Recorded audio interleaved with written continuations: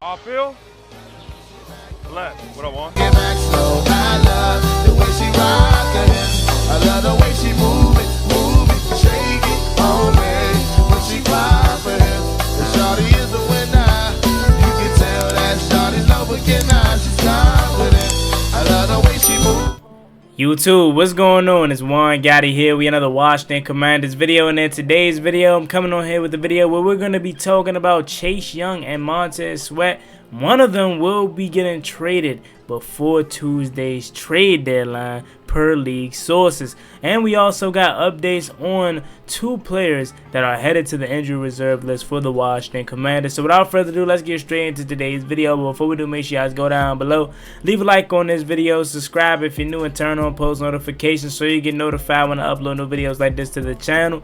We're on the road to 7,000 subscribers, so please help me get there as soon as possible. Thank you so much. Let's get straight into today's video. So the Washington Commanders are set to face the Philadelphia Eagles tomorrow, and I know I've been gone for a little minute, couple days, and there has been a ton of news that has came out. As we know, the Washington Commanders are interested in potentially moving on from one of these edge rushers because you cannot pay both of these guys. Both of these guys are not going to be able to get contracts from the Washington Commanders, considering the fact that they are going to be having to pay multiple players in different positions, and it's going to be a more likely than not new coaching staff. So one of these guys are going to have to go, and with that being said, you would much rather trade them and get something valuable for them than, you know, letting them walk in free agency. And yeah, you can get a compensatory pick, but you're gonna have to wait to get that. You know what I'm saying? You could potentially get a couple picks by trading them right now for the upcoming draft. So we're gonna read this here. I tried to put it up on the screen, but it's an Instagram story, so I couldn't find, you know, how to do it.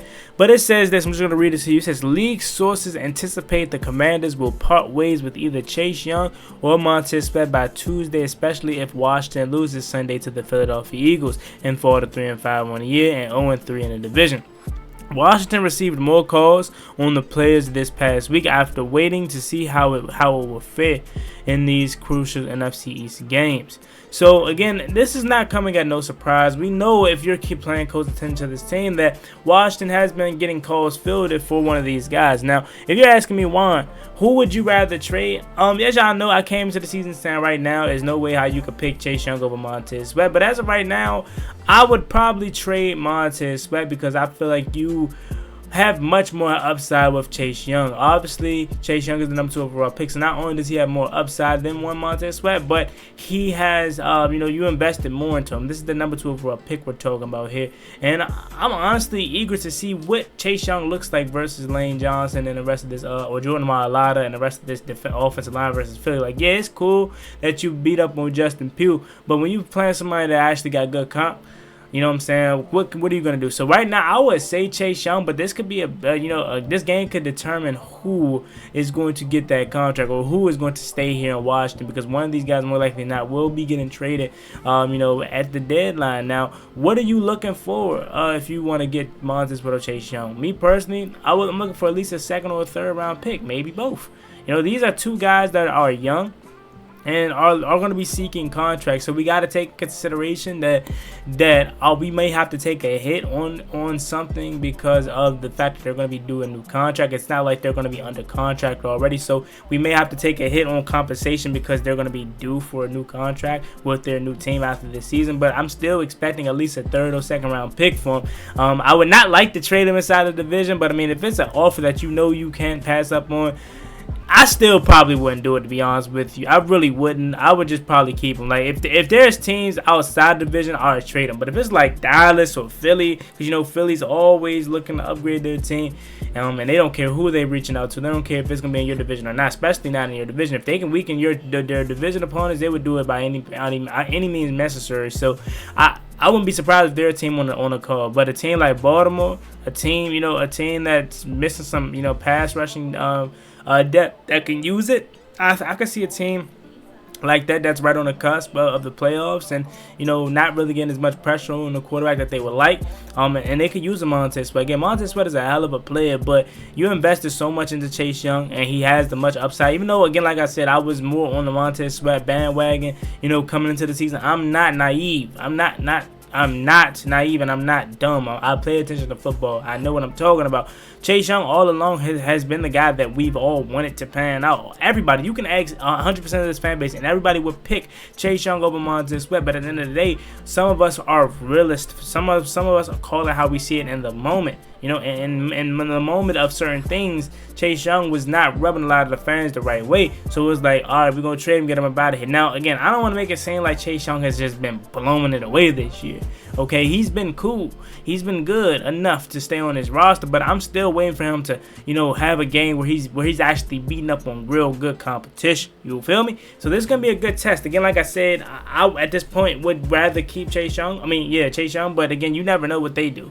You know, this coaching staff could probably trade Chase Young and keep Montez Sweat, because you know that some of them like Montez Sweat more than Chase Young, but we'll see what happens moving forward. But hey, I'm gonna be honest with you. Prepare yourself for a potential final game in the Burgundy Gold for Montez Sweat or Chase Young. Now, either way it goes, fans are going to be upset. You're going to have some of those fans, if we trade Chase Young, be like, you see, and then Montez Sweat isn't good, y'all going to be like, oh, see, we should have kept Chase Young. You know, now, but y'all wanted to trade him. This staff is stupid. This front office don't know what they're doing. But then if we keep Chase Young and he's not playing good, a lot of y'all going to be like, see, we should have kept Montez Sweat. So, again, somewhere out there, one part of the fan base isn't going to be happy with whatever happens. But I still think, honestly, if you want to, even if you win this game Sunday, you should still probably trade one of these guys, because more likely than not, regardless of the outcome, regardless of the end of this season, how this season turns out, you're not going to be able to pay both of these guys. So again, it doesn't matter if we win. They said if we lose on Sunday, we're going to be eager to sell one of these guys. I think even if you win and you make a season out of the season that's going on right now, you still want to trade one of these guys. Another name that's popped up is Jacoby Brissett. I honestly would look to get Jacoby Brissett out of here too, because I understand you want to have a competent backup, especially for Sam Howell, the guy that's been sacked. You know, a lot of times you don't want to have a guy that you don't trust on in there just in case Sam Howell has to, you know, come out of the game for whatever reason. Honestly, this is where you have to play the game. This is where you have to, you know, be smart. You know what I'm saying? I understand Jacoby Brissett is a solid veteran backup, but a team like Cleveland is desperate. You know what I'm saying?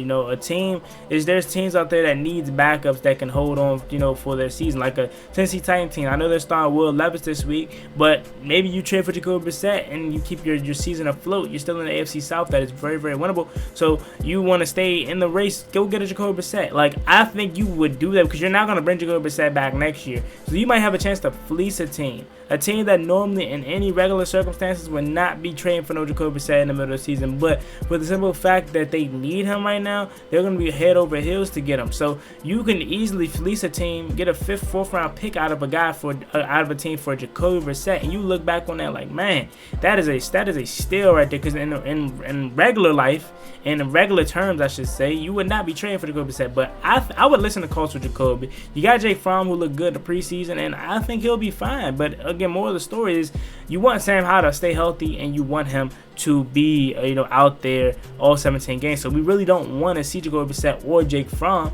So it's like, you might as well roll the dice. You know what I'm saying? Again, like I said, if Sam Howell gets hurt, right, knock on wood, if Jacoby Brissett goes out there, what good does that do us? We're not going to go nowhere with Jacoby Brissett. We're not going to win any games with Jacoby Brissett. We may win like 3 games, but that's not going to put us enough in the playoffs. If Sam Howell gets hurt, season's done. So I would rather roll the dice, trade Jacoby Brissett, have Jake Fromm back Sam Howell for the rest of the year, and get some picks. But again, we're messing with Ron Rivera and this coaching staff here in this front office. We know we're not doing anything at the trade deadline. Like, I would be super shocked. All this news about Montez Sweat, Chase Young, how realistic it sounds, I still would be shocked if they do it, because this team doesn't do nothing at the trade deadline. Like, who are we kidding? Let's be for real. Like, as much as times we talk about, oh, they should do this at the trade deadline, they should do this, they should do that, they never do anything. So I'm not surprised if they literally don't even do nothing. But again, this could be the year that they do it, but I doubt it. I really do. And until I see it happens, I'm not going to be, you know, really like anticipating it happen. Like, if it happens, it happens. But again, I'm going to be, you know, a little conservative. That's why I haven't been making many videos about this specific topic, but I had to come on here to make it today because they said they anticipated to happen. Like, that's almost borderline saying will happen. Like, they anticipated to happen, and these guys get paid the big bucks to do their research. So somebody knows something inside the Washington organization that we don't know as fans. So prepare yourself for the final game in Burgundy and Gold for either 90 or 99 because they could be traded before Tuesday. Now, next news I want to talk about is going to be that we have placed 2 players on the injury reserve list. Both one are from the offense and one is from the defense. Saahdiq Charles having a really solid year. Stay healthy up until this most part of the season. For the most part of the season, but now the injury bug has finally bit the Washington Commanders and bit him. Unfortunately, it seems like he's back to his old ways. He'll be placed on injury reserve with a calf injury.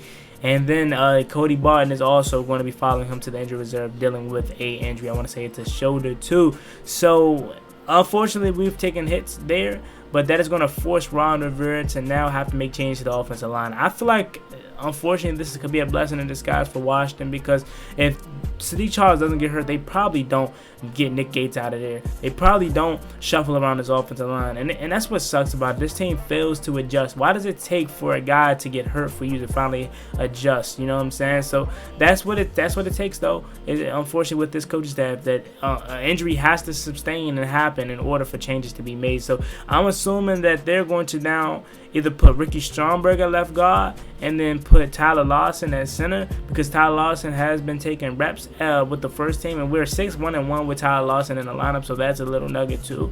But Tyler Lawson is really stable. As long as he can stay healthy, he's really stable. So they could potentially move Nick Gates out of there and put in, put in one Tyler Lawson and Ricky Stromberg at left guard. Chris Paul is also an name to throw in there, but I feel like they feel more comfortable with Ricky Stromberg at left guard right now at this current moment, and then that's going to allow them to put Tyler Lawson in. Now, again, Chris Paul could be solid, but you got to think about it. Who's going to play center? They clearly don't trust Ricky Stromberg enough to play center. So if you put Chris Paul in there at left guard, you can put Tyler Lawson right there, but again, I feel like it's pecking orders. Like, they feel more comfortable with Ricky Stromberg at left guard, but they don't feel comfortable enough to put him at center. So you're gonna have Tyler Lawson at center, and then you put Ricky Stromberg at left guard and have Chris Paul backing him up. But if you was to put Chris Paul at left guard and then you put Tyler Lawson at center, then Ricky Stromberg is left off the field, but you feel more comfortable with one Ricky Stromberg at left guard over Chris Paul. So you see what I'm trying to say there? I know it may sound a little bit confusing, but more of the story, I feel like it's more of a pecking order where it goes. Like, you would much rather have Ricky Stromberg on the field at left guard over Chris Paul, but we don't want Ricky Stromberg at center. You'd rather have Tyler Lawson at center, over him. So it's a little bit confusing, but I feel like that's how it's going to look Sunday, but we'll see. We mess around and still get a glob of Nick Gates. But now, speaking of globs, we're going to get a huge glob of David Mayo on Sunday. I know they brought up Jabril Cox, but we've been screaming for Khalid Hudson to get the field for the past couple years, and they still haven't done it. So I doubt that they put Jabril Cox out there at linebacker. It's going to be David Mayo all the way, which is very, very unfortunate, because I am not excited about that. I'm expecting to get killed with Nick Gates out there. Dallas Goedert is probably going to have a field day, but hopefully we can switch it up and put some of our athletic backers out there, but we'll see what happens. But that's just a quick little update. I know I've been gone for a couple days handling some real life business, so make sure you guys stay tuned for all new content coming out. Tomorrow I'll be going live for the game play-by-play on Instagram and YouTube, so please come through for that. But as always, been boy Juan. Got it, like, comment, subscribe, enjoy the rest of y'all Saturday. It's easy. Peace.